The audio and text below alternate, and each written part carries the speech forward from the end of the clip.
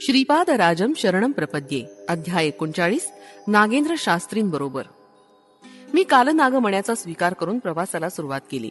श्री पीठिकापुरम क्षेत्रास केव्हा पोहोचेन अशी मनाला तीव्र ओढ लागली होती. कालनागाचं स्वरूप. प्रवासात असताना आम्ही एका ब्राह्मणाचं आदरातिथ्य स्वीकारलं. त्या ब्राह्मणाचं नाव नागेंद्र शास्त्री असं होतं. तो मंत्रविद्येत अत्यंत निपुण होता. त्याच्या घरात अनेक नाग साप निर्भयपणे फिरत होते. ते कुणाला चावत नसत. नागेंद्र शास्त्री या नाग सर्पांना आपल्या अपत्यांप्रमाणे सांभाळत असत. ते त्यांच्या अंगा खांद्यावर खेळत असत.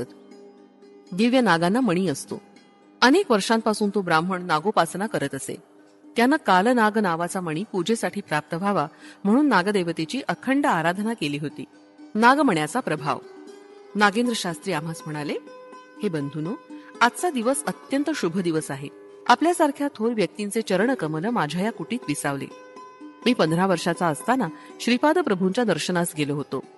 पीठिकापुरम क्षेत्रातील कुक्कुटेश्वराचं मंदिर आणि पादगया क्षेत्राचं दर्शन घेतलं. मंदिरातील स्वयंभू दत्तात्रेयांच्या मूर्तीजवळ एक कालनाग पाहिला. त्यांच्या फणीवर एक मणी होता. कालावर शासन करणाऱ्या नागास कालनाग असं म्हणतात. कालनागाच्या फण्यावर मणी असून तो महर्षीप्रमाणे निरंतर योग ध्यानात मग्न असतो. मानवांनाच नव्हे तर नागांना सुद्धा वेगवेगळ्या स्थिती असतात. साधारणपणे कालनाग मानवाला दिसत नाही.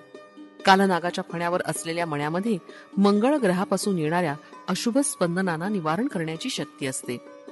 या नागमण्यामुळे अशुभ स्पंदनांचा लय होऊन शुभप्रद स्पंदनं प्रस्फुटित होतात. त्या मंगलमयी स्पंदनानं मंगळ ग्रहाच्या पीडितांना त्याच्या पीडा नष्ट होऊन शुभफल प्राप्त होतं. मंगळ ग्रह पत्रिकेत योग्य स्थानी नसेल तर जीवनात अनेक अडचणी येतात. जसा घरच्या लोकांचा विरोध, बांधवांचा मित्रांचा विरोध, ऋण, बाधा, कन्येच्या विवाहास विनाकारण विलंब, कोणत्याही कामात समर्थता असून सुद्धा यशप्राप्ती न होणं इत्यादी. स्वयंभू दत्तात्रेयांचं दर्शन घेतल्यावर मला नागमणी मिळावा अशी अत्यंत तीव्र इच्छा लागून राहिली. तो मणी मिळाल्यास मला जीवनातील सर्व काही मिळाल्यासारखं होईल. श्रीपाद प्रभूंच्या पादुकांचा महिमा. नागदोष निवारणार्थ नियम.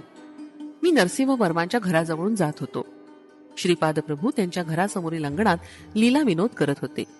त्याबरोबर झाडांना पाणी घालणं सुद्धा चालू होतं. श्री नरसिंह वर्मा झाडांना आळं करत होते. त्यांच्या अंगणात एक औदुंबराचं झाड होतं. त्याला चांगलं पाणी मिळावं यासाठी नरसिंह वर्मा त्या झाडास आळं करीत असताना त्यांच्या हातास श्रीपादांच्या पायाच्या ताम्र पादुका लागल्या. त्या 12 वर्षाच्या मुलाच्या सामुद्रिक शुभलक्षणांनी युक्त अशा पादुका होत्या. तितक्यात नागेंद्र शास्त्रींची हाक कानावर आली. मी आश्चर्यानं त्यांच्या जवळ गेलो. नरसिंह वर्मा त्या पादुकांना शुद्ध जलानं आणि नंतर नारळाच्या जलानं धुत होते. त्या धुतल्यावर त्यांनी त्या श्रीपादांच्या पादपद्माजवळ ठेवल्या. त्या पादुकांची पूजा करण्यासाठी वर्मा अत्यंत उत्सुक असल्याचं दिसत होतं. परंतु श्रीपाद प्रभूंचा संकल्प काही वेगळाच होता. त्या पादुकांना त्यांनी मोठ्या प्रेमानं पुरवाळलं. नागेंद्रांना एका पीठाची स्थापना करून या पादुकांची पूजा कर असं श्रीपादांनी सांगितलं. ते म्हणाले, नागेंद्र शास्त्री, तू कालनागाजवळ असलेला मणी मिळावा म्हणून फार दिवसांपासून वाट पाहत होतास ना? मी तुझ्यावर प्रसन्न झालो आहे. कालनाग ज्या दिव्य पादपद्माची आराधना करून त्या दिव्य मण्यानं ज्या स्वामींची पूजा करतो तो महास्वामी मीच आहे. या दिव्य पादुका माझ्याच आहेत. त्याचीच तू नित्य नेमानं पूजा अर्चना करत जा. आधिव्याधींनी पीडित जन तुझ्याकडे येतील. त्यांना तू या पादुकांचं तीर्थ दे. ते प्राशन करताच त्यांची व्याधींपासून सुटका होऊन ते त्वरित शांत होतील. श्रीपाद प्रभूंनी नंतर नागदोष परिहारार्थ देण्यात येणाऱ्या दक्षिणेबद्दल सविस्तर विवेचन केलं आणि म्हणाले, अहो नागेंद्र शास्त्री, माझ्या या वचनांचं तुम्ही पालन करा. लोककल्याणासाठीच नागशास्त्र विद्येचा उपयोग करा.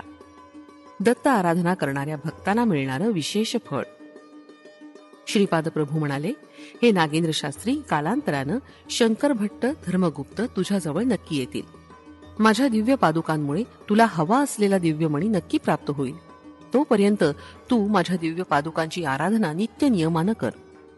शरीर धर्माचा सुद्धा एक काळ असतो, तसंच मनाचा प्राणाचा एक काळ असतो.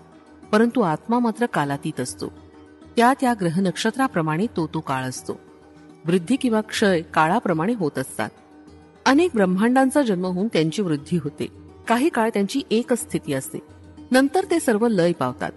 हा अंत म्हणजे कालमहिमाच आहे. या प्रकारचा काळ स्वरूप ही माझ्या अधीन आहे. माझी आराधना करणाऱ्यांना काळपुरुष मी सर्वदा अनुकूल ठेवतो. भूत प्रेत पिशाचादी महाशक्ती सुद्धा दत्त आराधना करणाऱ्या साधकांचं काही बिघडवू शकत नाही किंवा काही बरं वाईट करू शकत नाही. या सृष्टीत असलेल्या सर्व प्राण्यांपेक्षा जास्त बलवान मीच आहे. माझ्याकडून बलप्राप्ती करून घेऊन जीवराशी वृद्धिंगत होतात. गर्वानं मदोन्मत्त झालेल्या मानवापासून मी माझं बळ काढून घेतो आणि सर्व अनिष्ट स्वरूपाच्या घटनांना मीच कारणीभूत असतो. माझी आराधना करीत सर्वदा शांतिरूप होऊन राहणाऱ्यांना मी नित्य संतुष्ट ठेवून आनंदरूप करतो. त्या महापुरुषांनी माझी वर्मांच्या घरी जेवणाची व्यवस्था केली होती. श्री वर्मा हे स्वतः अन्नदाते आहेत. दत्तात्रेयांना सुद्धा अन्नदानाची खूप आवड होती. कोणताही जीव भुकेला असल्यास त्यांना अत्यंत दया येत असे. ते त्याच्या जेवणाची व्यवस्था करत. ते सर्वभूत हितकारी होते. मी महास्वामींची आज्ञा घेऊन निघालो होतो. या स्थळी मी आश्रम उभारला होता. जो कोणी माझ्याकडे येईल त्याला मी वर्णाश्रम धर्म समजावून सांगत असे. श्रीपाद प्रभू मला म्हणाले, तुझी मंत्रशास्त्र विद्या चांगल्या कामासाठी उपयोगात आण. पीडितांची निरपेक्ष भावानं सेवा कर. लोकांनी स्वेच्छेनं दिलेलं तेवढं धन स्वीकार कर. अधिक धनाची अपेक्षा करू नकोस. श्रीपाद श्री वल्लभांचा जय जयकार असो.